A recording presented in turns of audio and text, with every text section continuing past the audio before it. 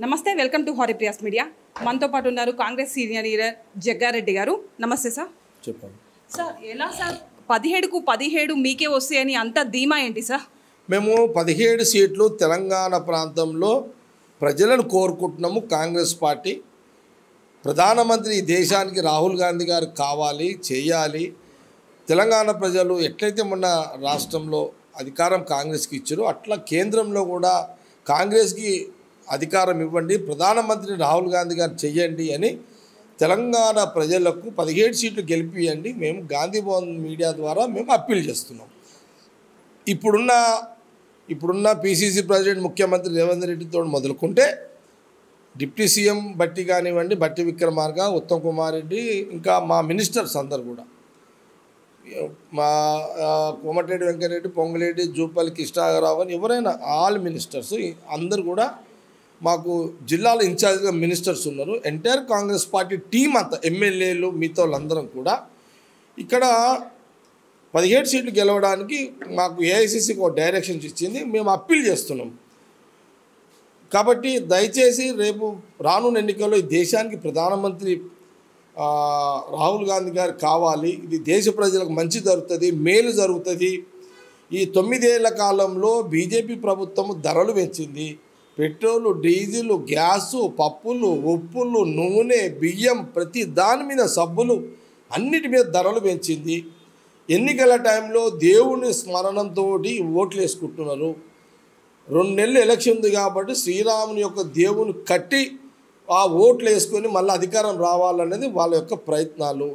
ఎప్పుడు కూడా పేద ప్రజలు ఎట్లా బతుకుతున్నారు, దేశ ప్రజలు ఎట్లున్నారు అని, లేకపోతే ధరలు మేము తగ్గిస్తాము మాకు ఓట్లు వేయండి అని వీళ్ళు ఎప్పుడు కూడా అడుగుతలేరు.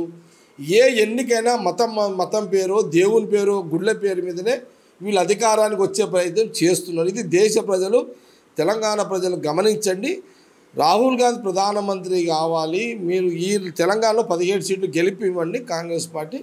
మేము తెలంగాణ ప్రజలను కోరుతుంది. అంటే ఒక కర్ణాటకనో ఒక తెలంగాణనో వాళ్ళ అధికారంలో ఉంటే మొత్తం దేశం మొత్తంలో ప్రధాని ఎలా అవుతాడు రాహుల్ గాంధీ అని ప్రతిపక్షాలు అంటున్నారు. అంటే మా తెలంగాణలో 17 మంది వస్తే, కర్ణాటకలో ఒక 20 మంది వస్తే, లేకపోతే ఇంకో రాష్ట్రంలో 15-20 మంది వస్తే, ఇంకో రాష్ట్రం, ఇట్లా అన్ని రాష్ట్రాలు అప్పీల్ ఉంది. తెలంగాణ ప్రాంత నాయకుడిగా, కాంగ్రెస్ పార్టీ నాయకుడిగా మేము తెలంగాణ ప్రజలను అప్పీల్ చేయగలుగుతాం, కానీ తెలంగాణ ప్రాంత కాంగ్రెస్ పార్టీ నాయకుడు దేశ ప్రజలను అప్పీల్ చేయలేము.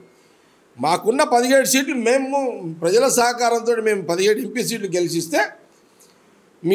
గెలిపించి మేము అక్కడ పంపించగలిగితే, ఇట్లా అన్ని రాష్ట్రాల్లో ఉన్న కాంగ్రెస్ పార్టీ నాయకులందరూ కూడా వాళ్ళ అప్పీల్తోటి రాహుల్ గాంధీ నాయకత్వంలో వారు భారత్ జోడో యాత్ర, న్యాయయాత్ర, ప్రజా సమస్యలు తెలుసుకోవడం, ప్రజల మధ్యలో ఉంటున్నాడు, ప్రజలతో మాట్లాడుతున్నాడు. కాబట్టి వారి యాత్రనే మాకు స్ఫూర్తి, వారి యాత్రనే మా ప్రజలకు ఎంతో మేలు జరుగుతుంది. కాబట్టి ఈ రకమైనటువంటి అప్పీల్లో భాగమే మేము తెలంగాణలో కోరుతున్నాం. అంటే ఇన్ని రోజులు ప్రధానమంత్రిగా మోదీనే కోరుకుంటున్నారు, ఇంకా కూడా ప్రజలు ఒకవేళ కాంగ్రెస్ పార్టీ నుంచి ప్రధాని వస్తే మళ్ళీ ఉగ్రవాదం పెరుగుతుంది అంటున్నారు. ప్రధానమంత్రి కావాల్సింది ఉగ్రవాదమే. ఎవరు? బీజేపీ. ఎందుకు కావాలనంటే మత ఉగ్రవాదాన్ని పెంచి పోషించి వాళ్ళు రాజకీయ లబ్ధి పొందడమే వాళ్ళ యొక్క పార్టీ యొక్క పాలసీ. కాంగ్రెస్ పార్టీ, రాహుల్ గాంధీ కుటుంబము సెక్యులర్ భావాలతో అన్ని మతాలను గౌరవించి, అన్ని మతాల యొక్క వాళ్ళని గౌరవించుకుంటూ అందరూ బాగుండాలనేదే రాహుల్ గాంధీ కాంగ్రెస్ పార్టీ యొక్క పాలసీ. కాబట్టి తేడా ఉంటుంది. దేశ ప్రజలు కొంత ఈ మతానికి కనెక్ట్ అయ్యి, దేవుని మీద ఉన్న ప్రేమతోటి వాళ్ళ కొంత కనెక్ట్ అయ్యి కొంత బీజేపీకి అవకాశం ఇస్తున్నారు. కానీ ఎంతసేపు దేవుని పేరు మీద రాజకీయం పొందాలని చూస్తున్నాయి, కానీ పేద ప్రజలను కూడా దేవుడు కోరుకున్నట్టు పేదలను కూడా కాపాడాలనే ఒక పాలసీ బీజేపీ దగ్గర ఉండదు, లేదు. ఈ ఎమోషనల్ ఓట్ బ్యాంకే బీజేపీ ఉపయోగించుకుంటున్నారు. చూద్దాం, ఈసారి అప్పీల్ చేస్తున్నాము.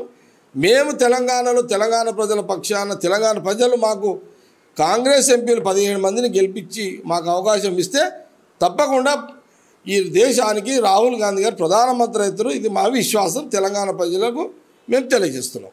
ఇప్పుడు విజయ్ సంకల్ప యాత్ర చేస్తుందిగా బీజేపీ పార్టీ, అది ఏమి ఎంపీ ఎలక్షన్స్ పైన ఎఫెక్ట్ చూపిరంటారా?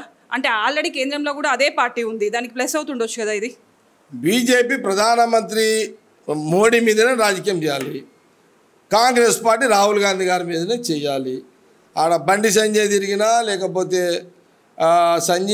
బండి సంజయ్ తిరిగినా, కిషన్ రెడ్డి తిరిగినా, ఈయన జగ్గారెడ్డి తిరిగినా, ఎవరు తిరిగినా అల్టిమేట్ మేము రాహుల్ గాంధీ గారి ఆయన మీదనే మేము ఓట్లాడుతాము, కాంగ్రెస్ పార్టీ మీదనే ఓట్లాడుతాము. వాళ్ళ రిప్రజెంటేటివ్గా వాళ్ళు తిరుగుతున్నారు, మేము రిప్రజెంటేటివ్గా మా అప్పీల్ చేస్తున్నాం. మేము స్పష్టత ఇస్తున్నాం, తెలంగాణ ప్రజలకు ఈ 9 ఏళ్ల పరిపాలన ధరలు పెరిగినాయి కానీ ఎవరు ధరలు ఎక్కడ కూడా బీజేపీ ప్రభుత్వం తగ్గించలేదు. ఇది ప్రజలు ఆలోచన చేయండి. కాంగ్రెస్ గత పాలనలో ఎట్లయితే ధరలు పెరగకుండా పరిపాలించిందో అలాంటి పరిపాలన రావాలంటే కాంగ్రెస్ పార్టీ రాహుల్ గాంధీ ప్రధానమంత్రి కావాలి అనేది అప్పీల్ చేస్తున్నాం తెలంగాణ ప్రజలతో. అంటే ఇప్పుడు కవితని ఈ కేసులో లిక్కర్ కేసులో అరెస్ట్ చేస్తారా? ఇప్పటికీ 2 సార్లు అయిపోయింది, ఇది 3వ సారి. ఇప్పుడు కూడా నేను రాను పో అని చెప్పింది. అందుకే నేనేమంటున్నానంటే బీజేపీ ఇప్పుడు పార్లమెంట్ ఎన్నికలు వచ్చినాయి కాబట్టి సిబిఐ నోటీస్ వచ్చింది.